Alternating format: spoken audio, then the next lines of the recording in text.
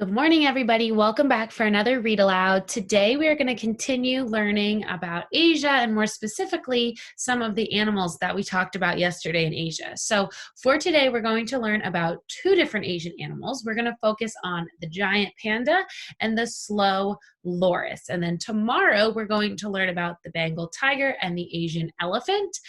So we're going to do lots of learning, and there'll be a little bit of writing at the end about which animal you liked learning about and why you liked learning about them the most. So first, we'll get started with our essential question. So our essential question that we have been working to answer has been, what makes the world fascinating? So remember, if something is fascinating, that means that it's really interesting. You want to learn more about it. And the world is the earth. It's where we live. That's why we've been learning about these 7 different continents. So here we have a map of the world with our 7 different continents. So remember, we have Asia, Europe, Africa, Antarctica, Australia, North America, and South America. Those are our 7 continents. And we are going to be looking at Asia. So this is a big old map of the whole world. And then this is kind of zoomed in on just the continent that we're focusing on today, Asia, which is right over here on that big map. So we're going to start off learning about the giant panda. All right. So giant pandas are mammals. They are omnivores. So omnivores means that they eat both plants and animals.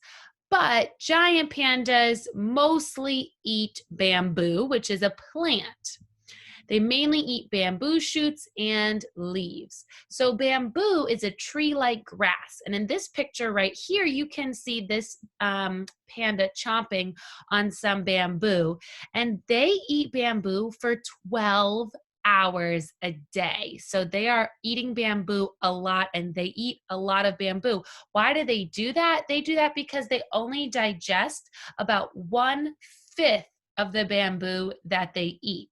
And bamboo is not very nutritious, so they have to eat a lot of it to really get full and to have all of that nutrients. So lots of fun facts about giant pandas. So giant pandas live in southwestern China. So there's a little map right here. And so they live just in this very, very small region of China. So giant pandas really only live in a tiny little part of the world. All right, giant pandas live to be about 20 years old in the wild. Oh, and before I go on, remember, if you want to pause the video and see if you can read some of these sentences, I encourage you to do so. If not, you can just listen to me read. But I highly encourage you to pause it and see if you can read it on your own. All right, so they live to be about 20 years old in the wild. That's what we call a lifespan, how long something lives. So they grow to be between 4 and 5 feet tall. So just as an idea, Miss Arnold is almost 6 feet tall. Some of you are already 4 feet tall, probably. So a giant panda is probably about your height, maybe a little bit taller, and weigh about 300 pounds. So they weigh a lot more than you weigh. But when they're born, they are about the size of a stick of butter. So I put 2 pictures of a baby panda on our screen. On this one, you see this teeny tiny little baby panda. He barely has any fur. He's so small. And then here you can really tell how small he is because his mama's right with him. And you can see how big she is compared to how small that baby panda is. All right, something else fun that I learned is that pandas are very good swimmers and can climb as high as 13,000 feet. So they're good swimmers, good climbers, and they have to eat for a lot of hours in the day. Imagine if you had to eat for 12 hours in the day. So those are some fun baby panda facts.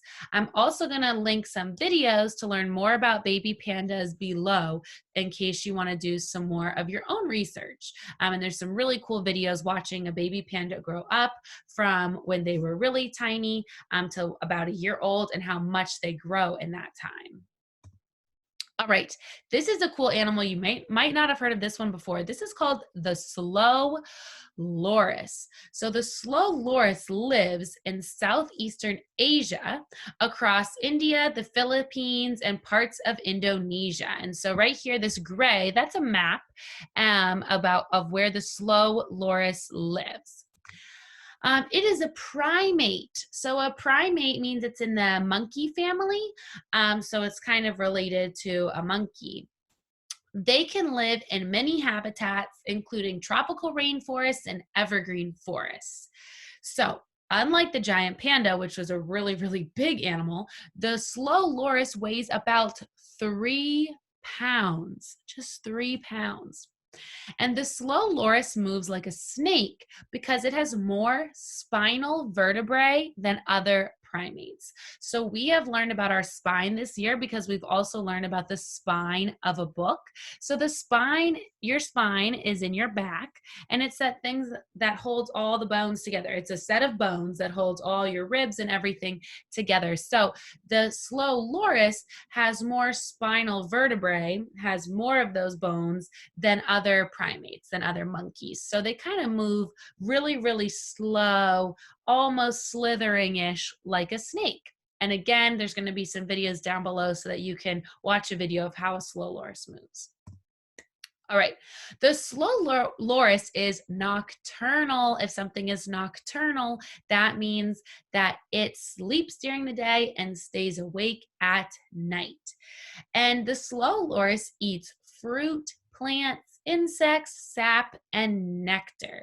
So they are herbivores. They don't eat any meat. They just eat plants. It is also the only venomous primate. So this is interesting. So the slow loris, look, he looks like a cute, innocent little guy, but he actually is venomous and has venom. So the venom comes from a gland on its arms, and they collect the venom into their tooth comb during grooming. So this was something new that I learned when I was researching it.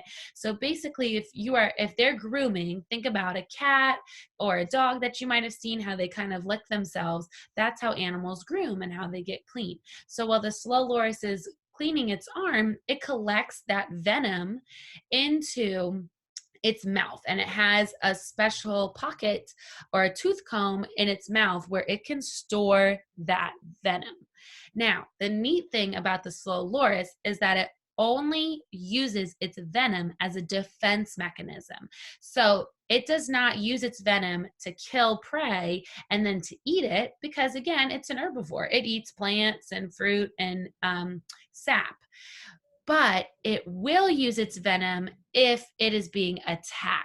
So it doesn't really bite things unless it has to, but if something is trying to attack it, it can bite it, and that venom is powerful and it can kill whatever is attacking it. So that slow loris has a lot of neat features about it.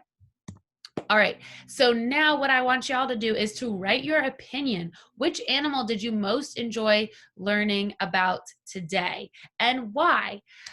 So you're going to write this sentence frame that's at the bottom that says, I liked learning about the, and then either write giant panda or slow loris, and then tell me your reason why. So we learned a lot of cool facts about both animals. So which one stood out? So you might say, I liked learning about the slow loris because it has venom.